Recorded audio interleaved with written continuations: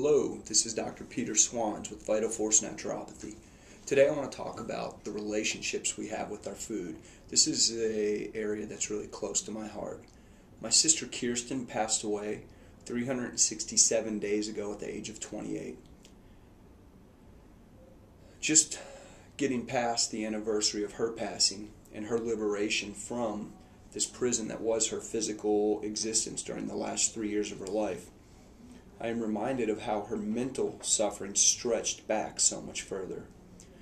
My sister died from complications from diabetes and an eating disorder. Her body and her soul were literally starving for nourishment. Looking at my sister, the deprivation was obvious. She was young, her mind was sharp, but her body had succumbed to the ravages of aging well before her time. Her kidneys had stopped functioning, and dialysis was an every other day occurrence. She battled high blood pressure, and Kirsten's vision was qualified as legally blind. She had had 2 toe amputations, and her bones would literally fracture under any stress. Anyone looking at my sister knew her health was degenerating. My sister was in the minority. For the majority of our population, we do not see the decline in our health until the situation becomes dire and the disordered eating behaviors just aren't so obvious. But I want everyone out there to rest assured there are major issues with the way we eat food and the relationships we have. There is no magic pill to resolve this dilemma. As a society, we are overfed, oversupplemented, overmedicated, and well undernourished. The nutritional starvation we experience isn't simply a description of the void found in the nutrient content of industrially grown and processed food. It is equally the result of the emotional or lack thereof connection we have with our food and the people we eat our meals with.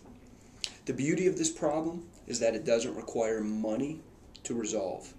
It simply necessitates a shift in the way we think about our food. Healthy eating isn't all about organic food. The term organic has become a buzzword exploited by the industry to advance the sales of more and more of the same. Just because it is organic is no guarantee that it will support healing and sustenance. And in addition to the words describing a food, the context in which we consume it is crucially important. An all-organic meal eaten while driving 60 miles an hour down the highway, rushing from one appointment to the next, while stressing out about how overwhelmed we are at work and with our family, can't possibly nourish our body the way food is supposed to.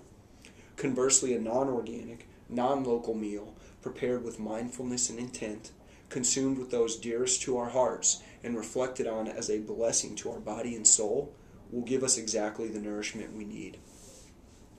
I'm not saying the quality of our food doesn't matter, because it does. The diseases of the past, those things that killed the most people just 75 years ago, were infectious diseases. The times have changed, and people are still dying. Today, though, entire cultures are dying from lifestyle diseases, things like cancer, diabetes, heart disease. So food does matter, but we must also realize the context from which we consume it is a simple area that deserves serious attention. Food has the potential to be the most powerful medicine we have, greater than any drug now and any we may ever find. The context, the manner, and the means with which we consume our meals defines our relationship to the food. Food itself isn't good or bad, organic or not.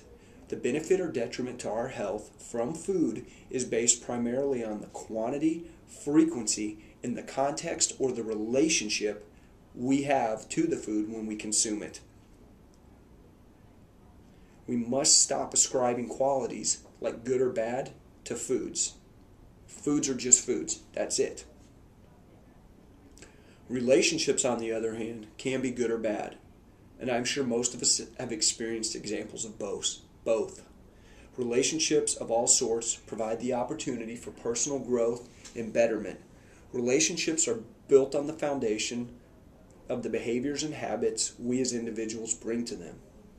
Behaviors and habits can be observed, understood, and replicated by those we hold most dear. Health is contagious. Build a solid foundation for yourself and your family by slowing down and eating together. Focus and cultivate a healthy, mindful relationship with food and eating. This will carry over to every meal we eat and with every person we break bread. This is the space from where true nourishment and genuine health will come. This is how we must eat in order to propel ourselves and our loved ones into a very healthy future. Thanks so much for your time. This is Dr. Swanz at Vital Force Naturopathy. I appreciate you listening. Thank you.